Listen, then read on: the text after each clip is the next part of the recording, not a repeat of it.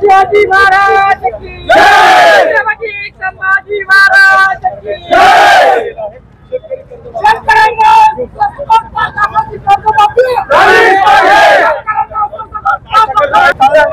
जर तुम्ही शेतकऱ्याची सरसकट कर्जमाफी केली नाही यानंतर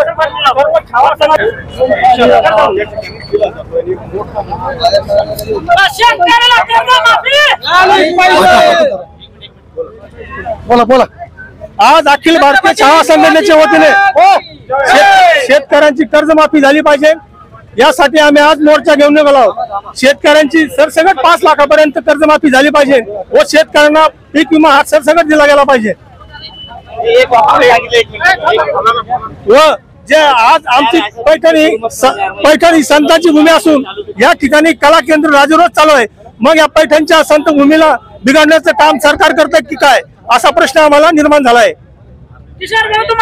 माफ करावा, त्याचबरोबर पीक विम्याचे जे पैसे आहेत ते तातडीने शेतकऱ्यांना देण्यात यावे यासाठी संघटना आक्रमक झाली। त्यांनी अंगावरची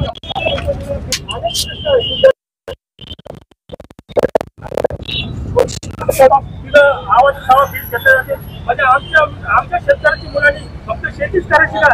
आमच्या शेतकऱ्याच्या मुलांना शिकण्याचा अधिकार नाही का? त्यासाठी त्या कोचिंग क्लासेस एक प्रकारे निर्बंध आणावे।